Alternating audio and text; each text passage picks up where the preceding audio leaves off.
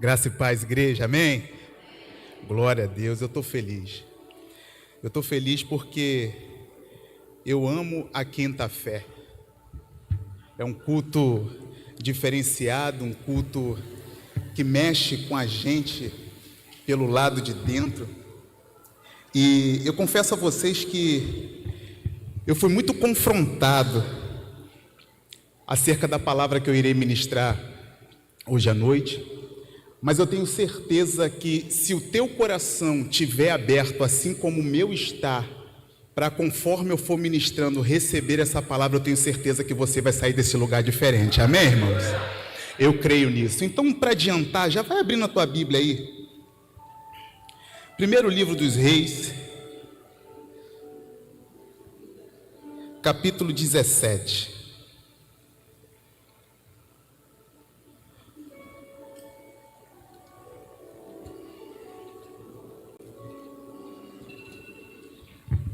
Olha o remédio. É a pastora, meu Deus. Desculpa, pastor, eu não vi. Quero o telefone. Meu Deus. O negócio já começou desandando, irmão. Misericórdia, Jesus.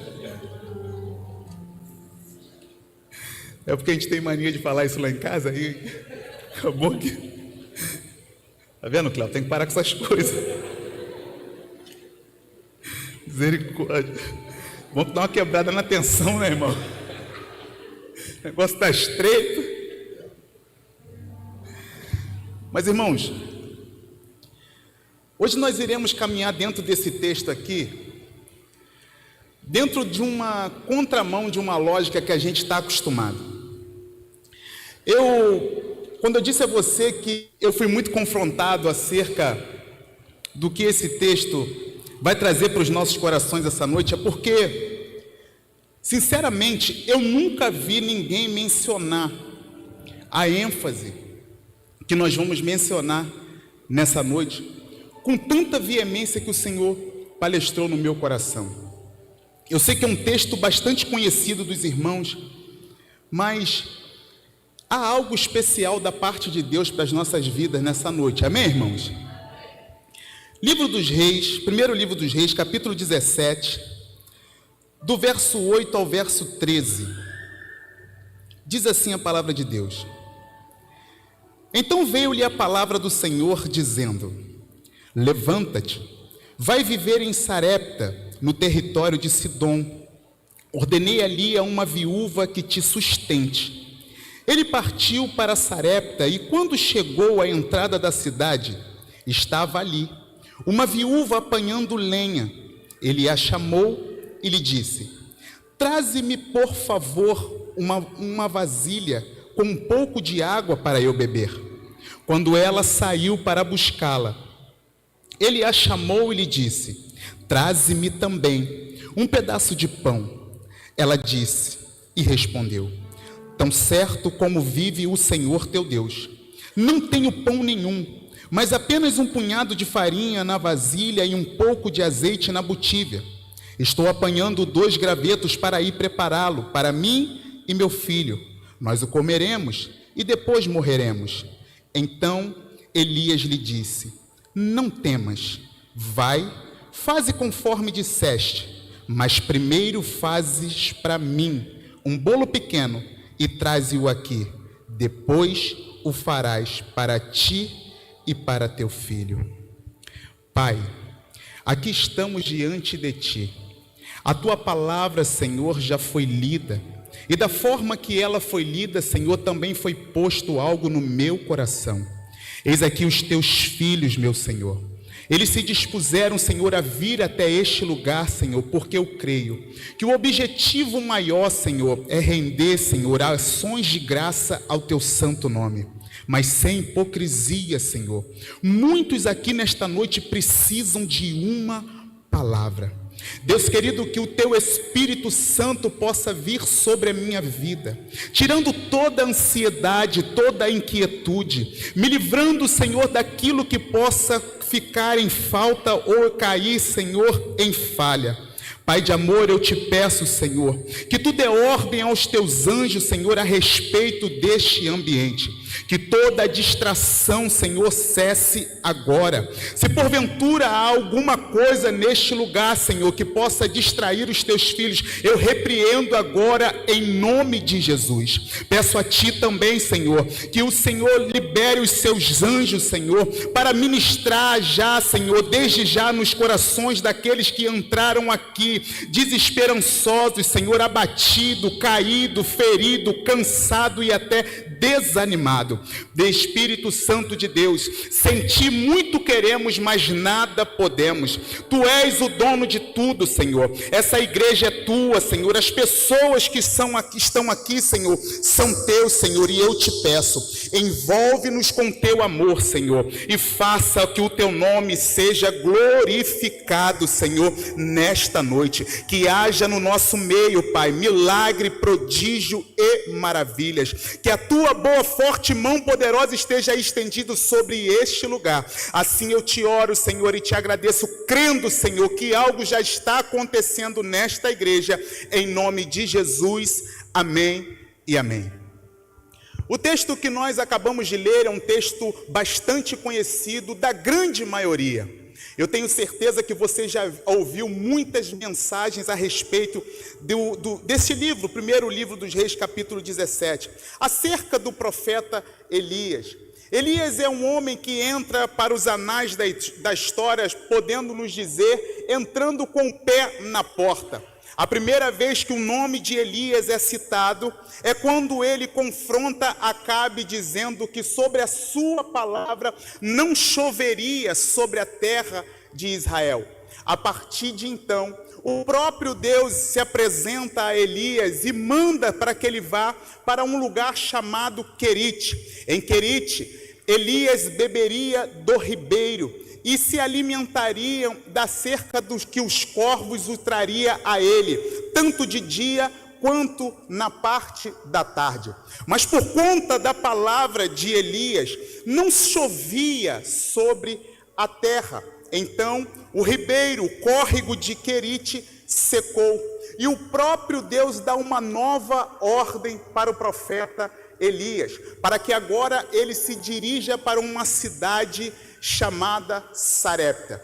O interessante é que o Senhor ele vai nos confundir acerca de algumas coisas que ele vai apresentar ao profeta Elias. E o próprio Deus vai dizer para Elias que ali, naquela cidade de Sarepta, ele seria sustentado por uma viúva, a qual o próprio Deus já havia ordenado essa mulher para que sustentasse o profeta Elias.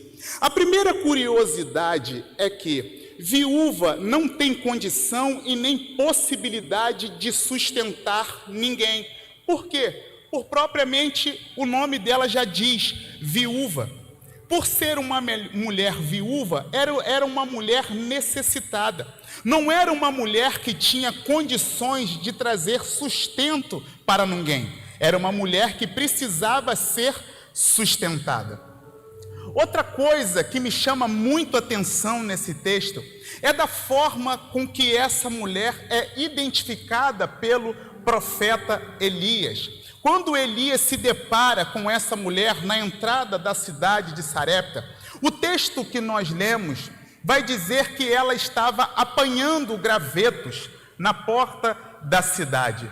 Elias a identifica por essa ação desta mulher, por ela se tratar de ser uma viúva, não tendo ela marido, ela era aquela que fazia os ofícios, o serviço pesado da sua casa. Um outro apontamento também é que ela não tinha filhos mais velhos naquele tempo. Ou seja, o filho que ela se refere aqui era apenas uma criança, ou se tratava de um jovem ainda menor de idade.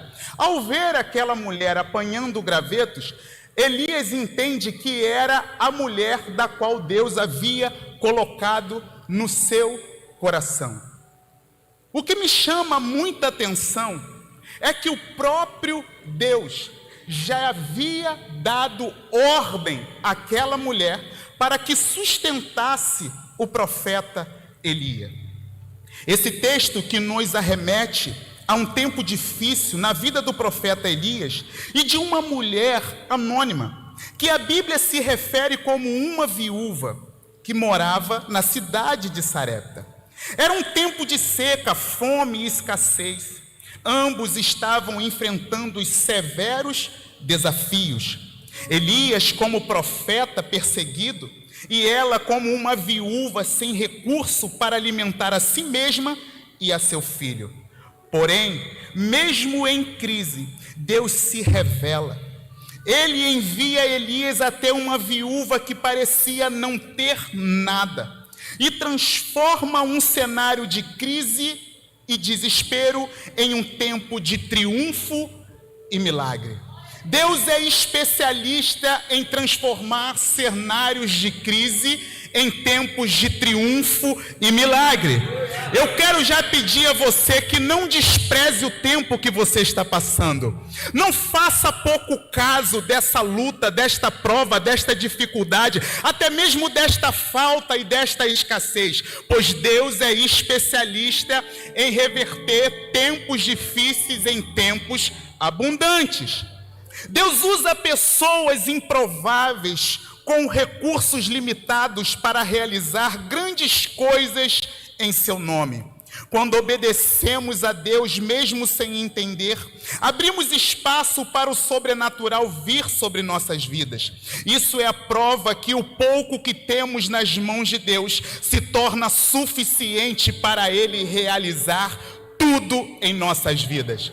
Muitas das vezes não entendemos porque Deus ainda não nos colocou na terra da abundância ou na terra da fartura. Ei, meu irmão, você precisa entender que Deus precisa usar aquilo que tu tem como suficiência para fazer e realizar tudo na sua vida, amém ou não?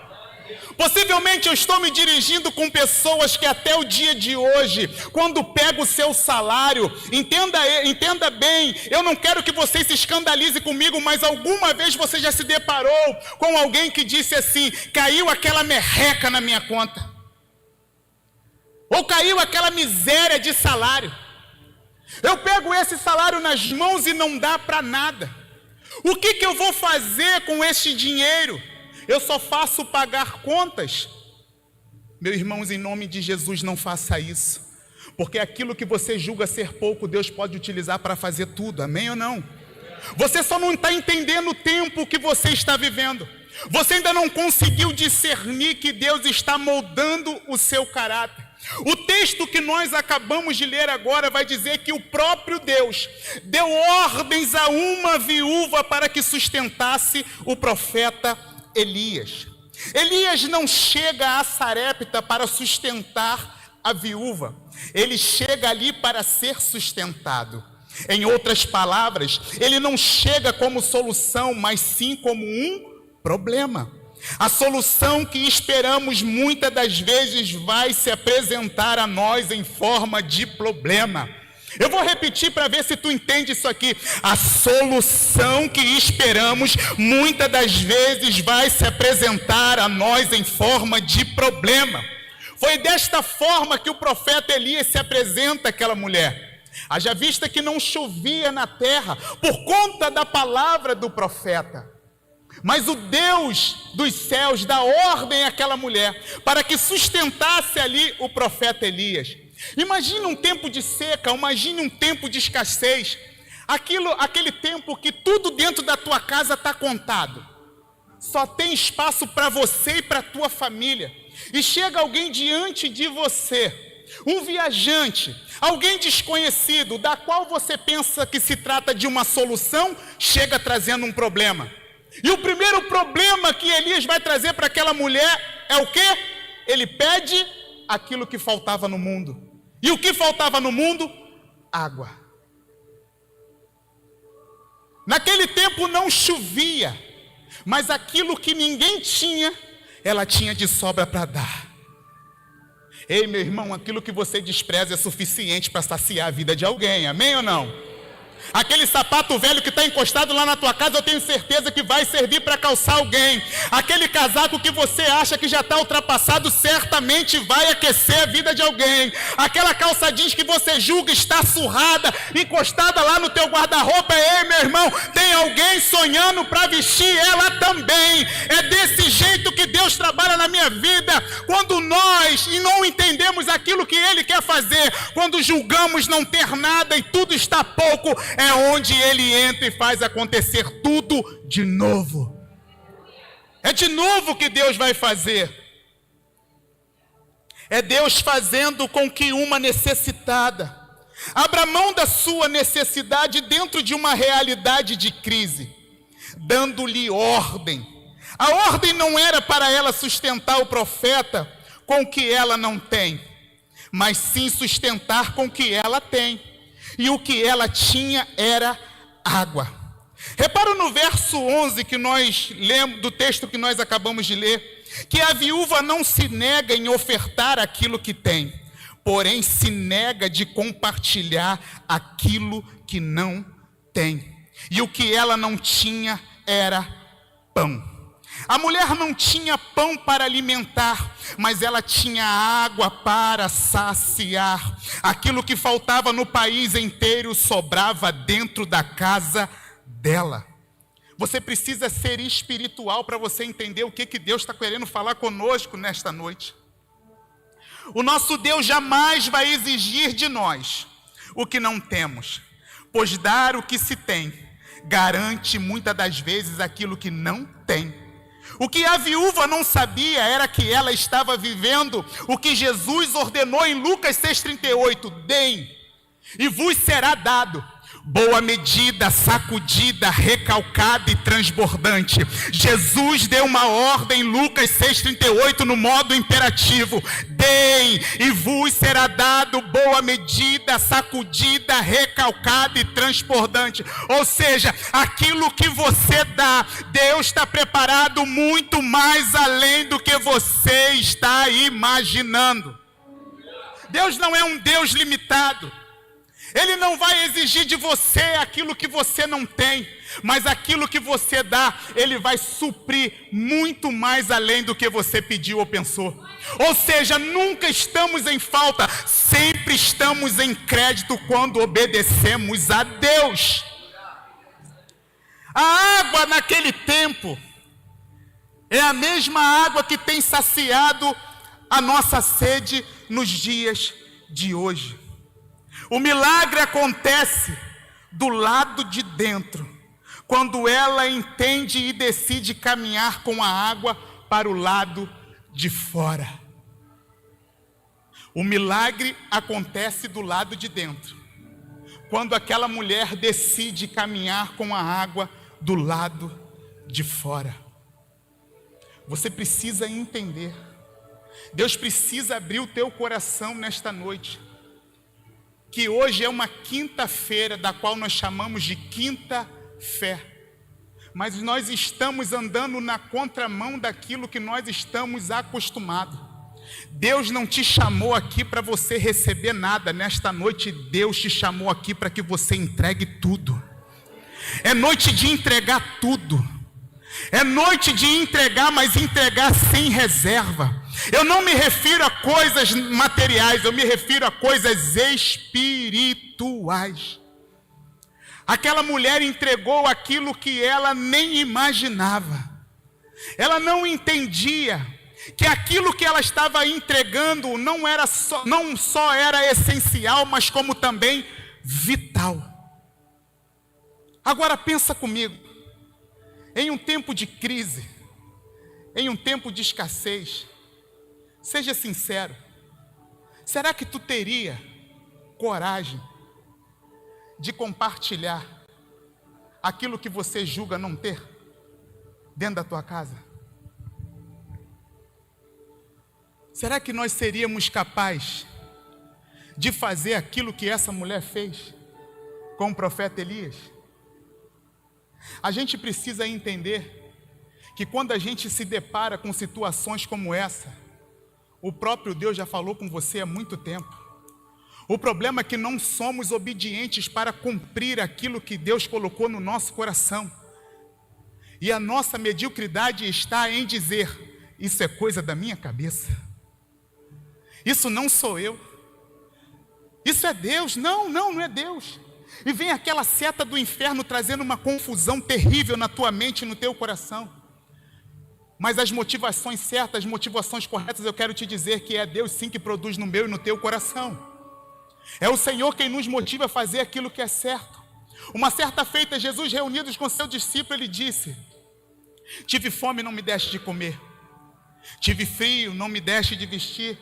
Tive sede, não me deste de beber. Alguém se levantou e disse: mestre, estamos contigo há tanto tempo. Quando foi isso que aconteceu que nós não reparamos? Jesus vai dizer para eles: todas as vezes que se apresentar um pequenino meu e virardes as costas, também estarei virando as costas para mim. Aquela mulher entendia de princípios espirituais que ainda não tinham sido apresentados nem aos discípulos de Jesus. Mas ela já entendia que a ordem não partia de fora para dentro, mas a ordem sempre partirá de dentro para fora. Se julgamos ser morada e templo do Espírito Santo de Deus, é inegável que antes que nós façamos alguma coisa para que o nome dele seja glorificado, ele se apresente ao nosso coração e traga discernimento e clareza. Mas a nossa obstinação em não cumprir aquilo que Deus falou conosco, ela sempre prevalece na maioria das vezes. E a nossa desculpa é coisa da minha cabeça.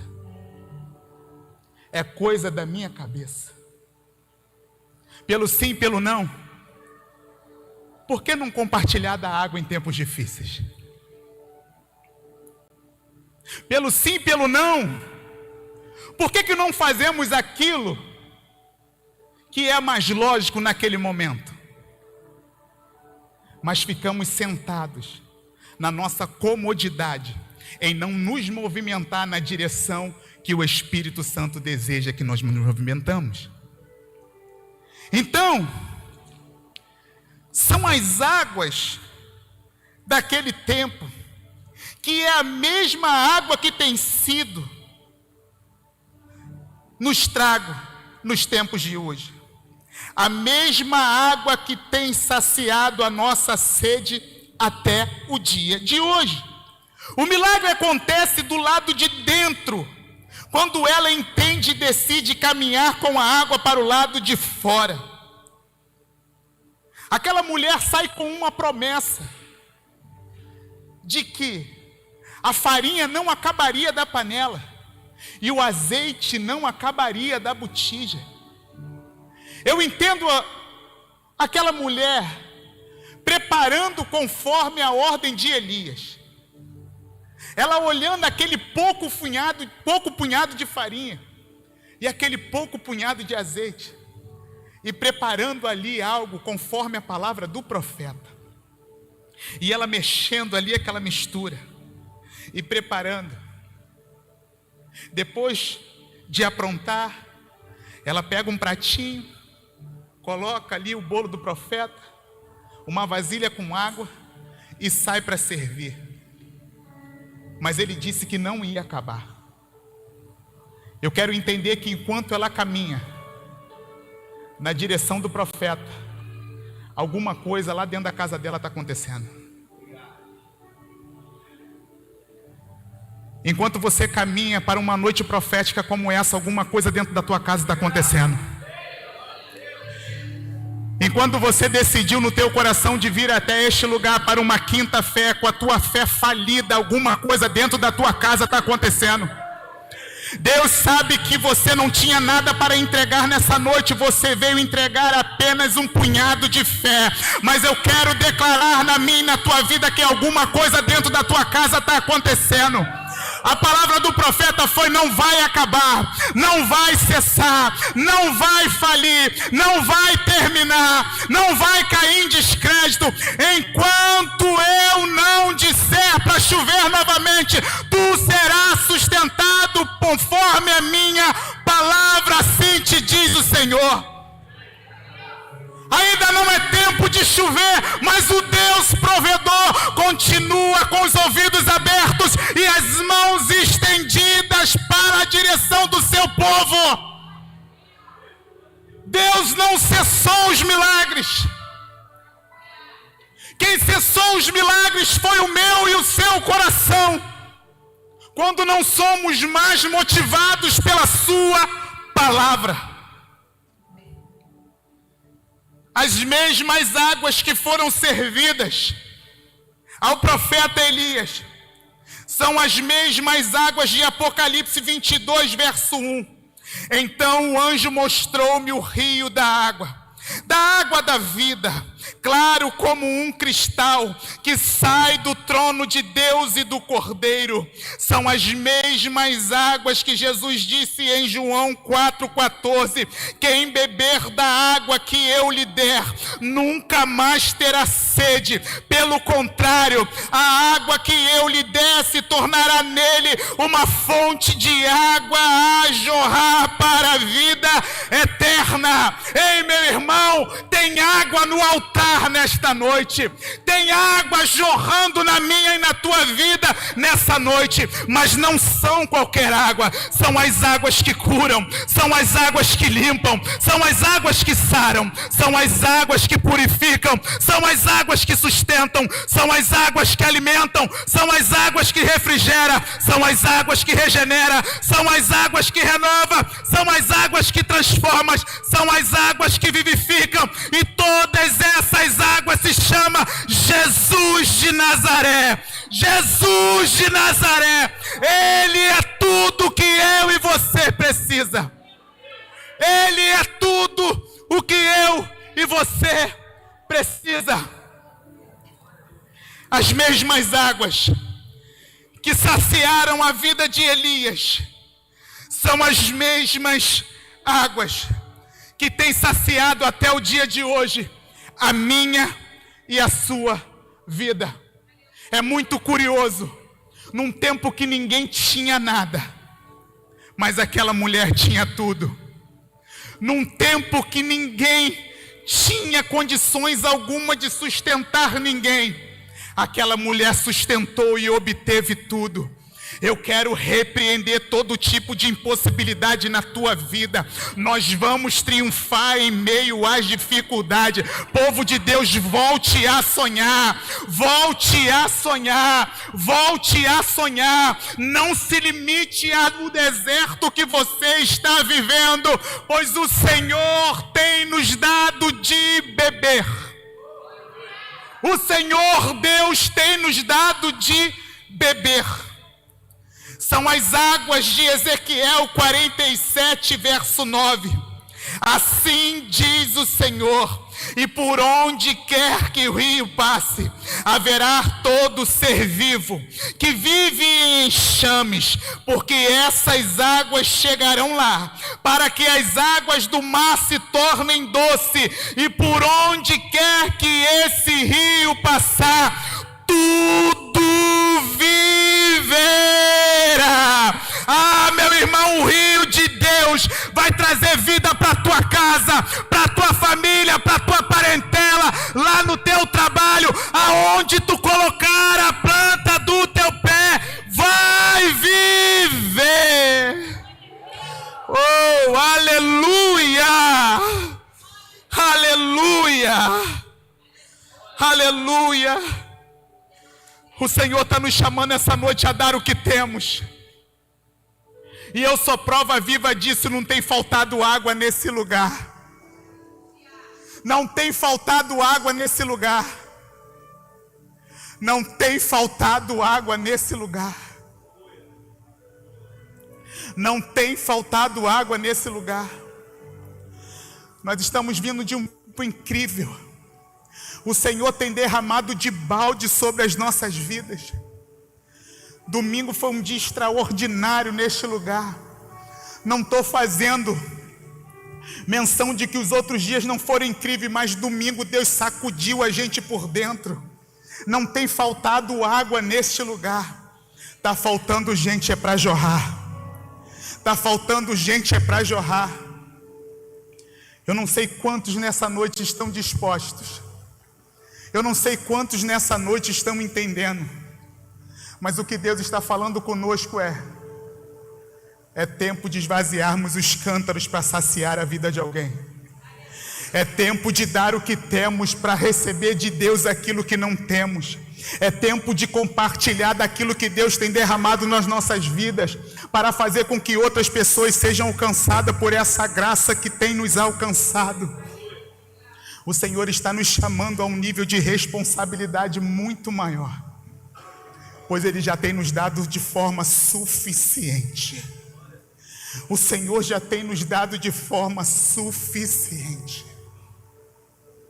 O Ministério de Louvor pode subir. Aquilo que Deus tem nos dado tem sido suficiente na minha e na tua vida, mas nós estamos retendo. E a vida de Deus precisa alcançar alguém.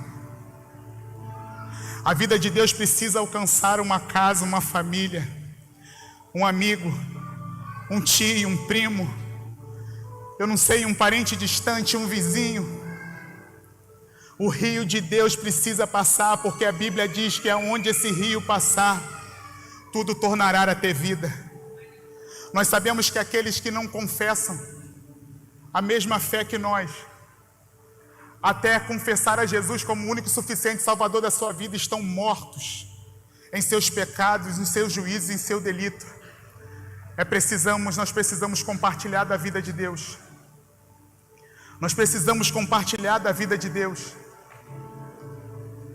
E nesse momento, você que é a igreja do Senhor Jesus, que você possa entender que você entrou numa guerra. E numa guerra que não tem volta, porque você está aqui dentro. Você veio. Mas existe alguém que não compartilha do mesmo Deus que você. Existe alguém que está precisando ser saciado com aquilo que nós temos aqui em abundância. O nosso deserto, ainda que não esteja da forma que gostaríamos que tivesse, mas não tem faltado água nem a mim e nem a você. Mas possivelmente está faltando na vida de alguém que possa estar do teu lado.